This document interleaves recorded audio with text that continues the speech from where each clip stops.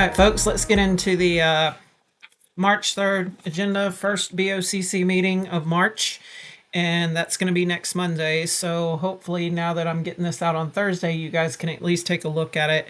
We're going to jump around. I'm not going to scroll through the whole agenda. That is available for download on the MediaFire Drive. I put that link out on Facebook, I believe, yesterday. You can also go to the website, www.wakullareports.com, and on the front page there is a button that says see documents or review documents. That will take you directly to the MediaFire Drive. There is a folder for 2025 meeting agendas, and you can find it there as well. Without further ado, you know the rigmarole of Pledge of Allegiance and all the good stuff and the citizens to be heard, which hardly ever happens. They have a couple of awards and presentations. Then comes the consent agenda. I believe everything except for 2 items got dumped on the consent agenda again, so we're back to that. Some of it is routine in nature, but not all of it. So we're going to touch on a couple of these. There were 11 items on consent, and 1 on general business, 1 on planning and zoning, and that's the end of the Mohicans there. That's all they want to tell you about. Let me get us to the next page.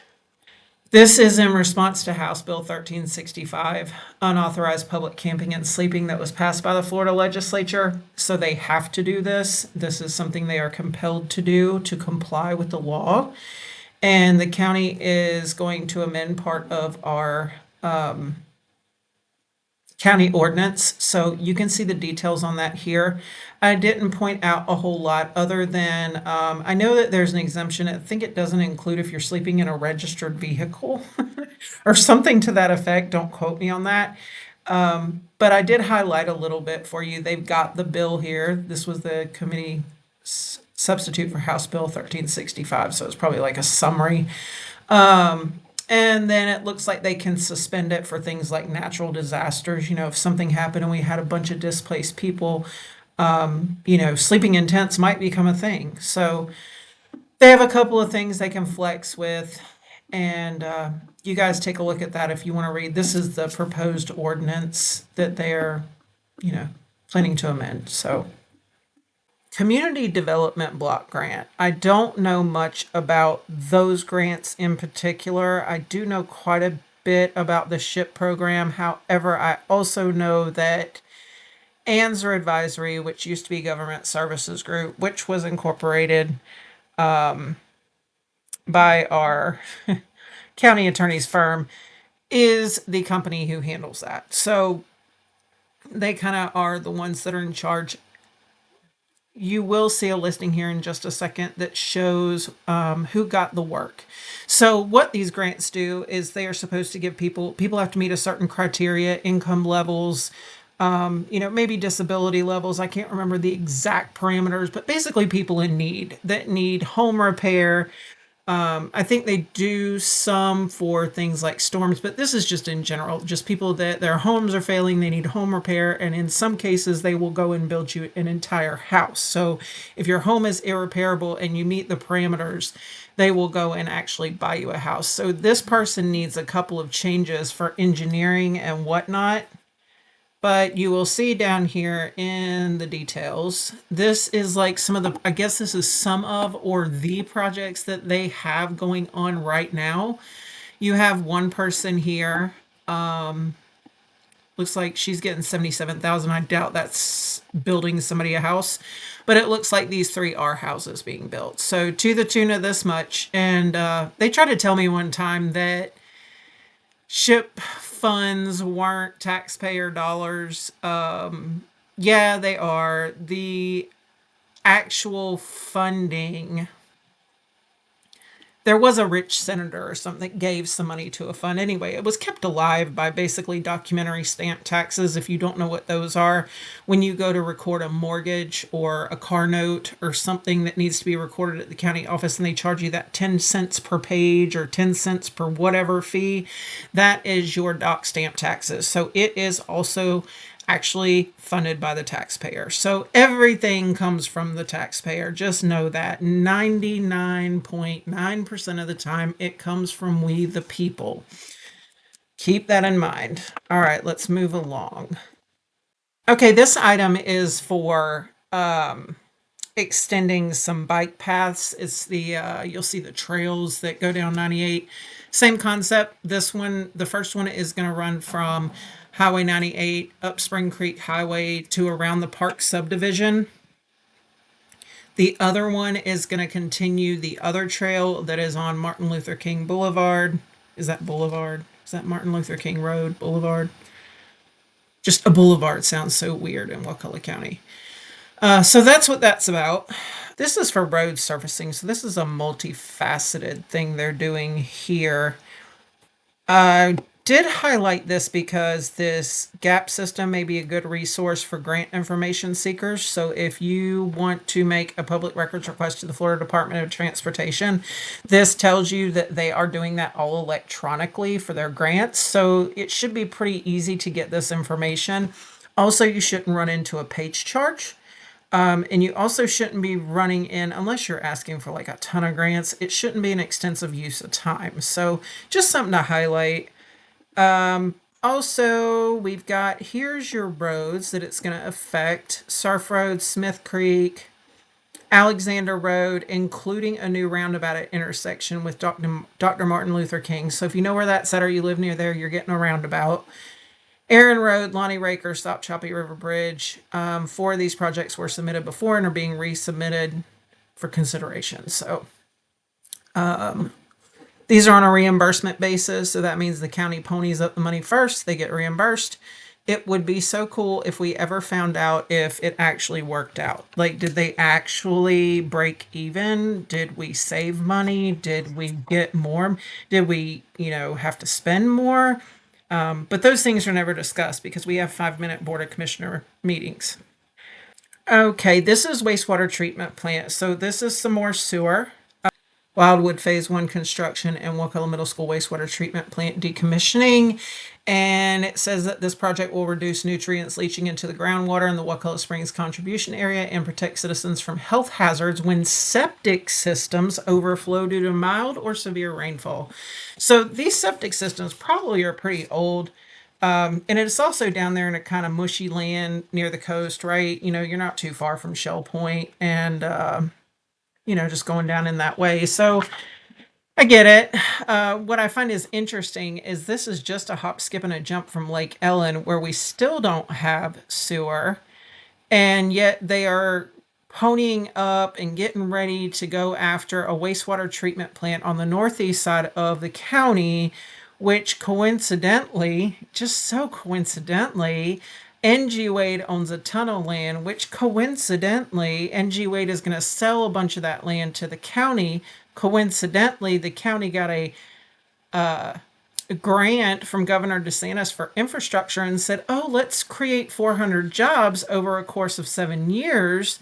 And we're going to subsidize 2 businesses. Oh, by the way, NG Wade just got a plat approval for just under 5-acre lots in that area. And I can't remember how many there was, but I think I posted that on Facebook as well. So it's just, there's only so many coincidences that get a little odd. So all of that is very coincidental. And definitely I feel like something to watch. So I just find it interesting that we have these things going here down south. And I think this is a good thing, right? Middle school wastewater, Wildwood Phase 1 wastewater makes sense to me. You do want to protect our water. I mean, I know we have still a lot of people that like to fish and hunt in this area, and you want your rivers and your beaches and all that stuff to be in good condition. So I think it's great, but then you question what's going on the north side. Now are we going to move up there? What is the goal? So why are we biting off more than we can chew? We also, just to add, we have a shelter that hasn't been touched hardly since the 80s.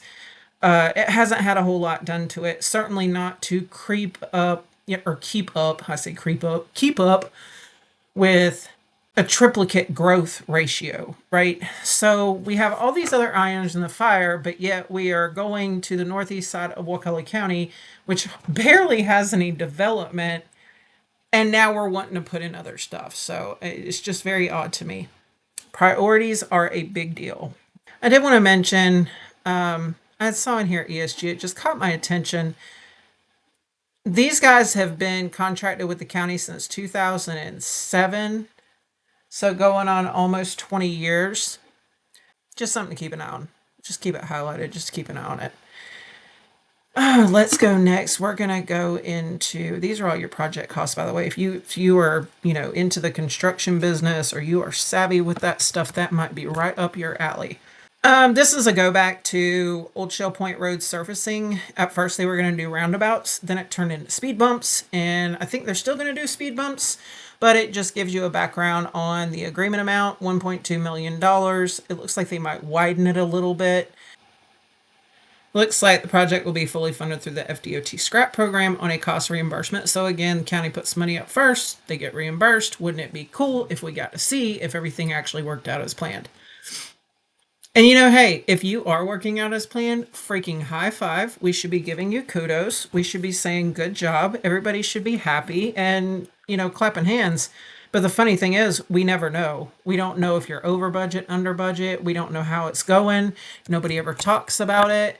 All we talk about is what we're going to do next. We got the golf course, so all we talked about was the golf course for a long time. Up first, they get reimbursed. Wouldn't it be cool if we got to see if everything actually worked out as planned? And hey, if you are working out as planned, freaking high five. We should be giving you kudos. We should be saying good job. Everybody should be happy and, clapping hands. But the funny thing is, we never know. We don't know if you're over budget, under budget. We don't know how it's going. Nobody ever talks about it. All we talk about is what we're going to do next. We got the golf course, so all we talked about was the golf course for a long time. I don't know, some pennies make dollars, so may or may not interest you. This is to rescind the Florida Fish and Wildlife Conservation Commission Agreement 24071 and approve the updated agreement. So it is what it says. The state clawed this back and said, oh, we made a mistake. We didn't include a couple of things. Could you please take this one, go to your board, have this approved again? So this is to replace repair and replacement of navigational channel markers and pilings in the Ochlockonee River and Bald Point. So if you're in that area, what it says, the state clawed this back and said, oh, we made a mistake. We didn't include a couple of things. Could you please take this one, go to your board, have this approved again? So this is to replace repair and replacement of navigational channel markers and pilings in the Ochlockonee River and Bald Point. So if you're in that area, that's what's happening. Let's see. What do we have next?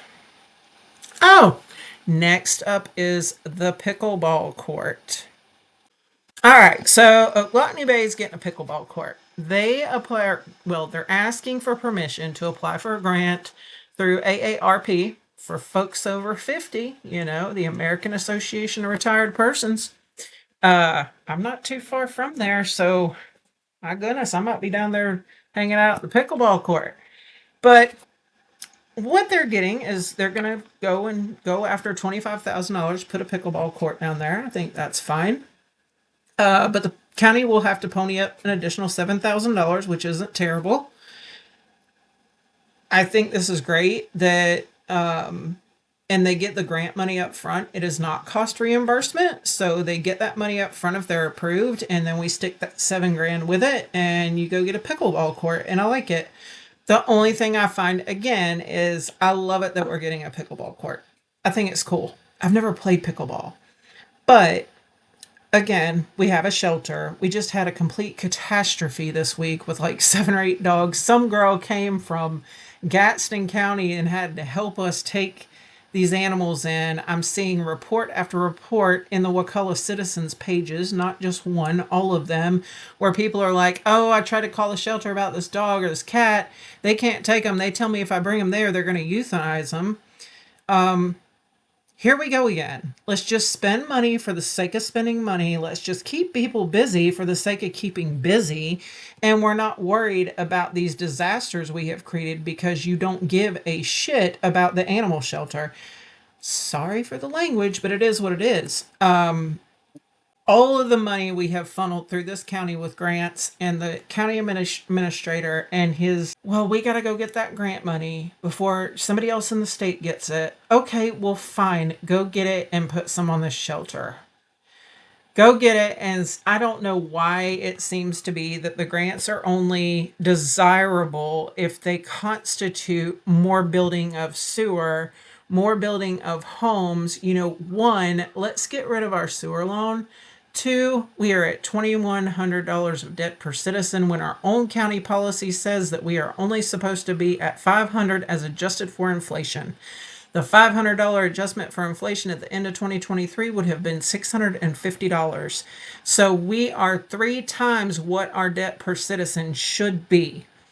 Either you take a breather and let us get caught up. Go grab an animal shelter grant. Get your public works people and start fixing that shelter and giving it some love. We have grown 3 times. Our tax base is up like everybody always preached down there. They wanted all our tax money. Well, you got it. We've seen our tax bills increase. Go fix the shelter. Start caring about the things that your constituents are screaming about. I know you have eyes. I know you see the Wakulla Citizens pages. And I know that David Edwards especially does because his wife comments in them. So she sees it. She's in the Sop Choppy City Council still, isn't she? So we have a county administrator with a wife that was the mayor of Sop Choppy. Just saying, love the pickleball court idea. Really grateful that we're only spending $7,000. Still don't believe our priorities are on point. This is a wrap back around. This is the next step in the process pertaining to recreational facilities located within residential development. So it used to be, well, I guess it is in the actual land development code that there's no requirement for trees or, there is green space requirements, I think, for some, and I think it tells you that here, but there's not necessarily trees. So what they are trying to do is to encourage the builders to keep some trees, to have some trees, make some trees, and I kind of wish they had done that before they did that development up there on is it on Woodville Highway and 267 almost? It's just to the north of Wakulla Station. Yeah, I think keeping some trees is cool. I'm glad they're trying to do something to encourage it. I don't know that it'll make a difference, but hopefully it will. So I'm waiting on a couple of records regarding COVID, and we'll see if we can't go down that rabbit hole. So in the meantime,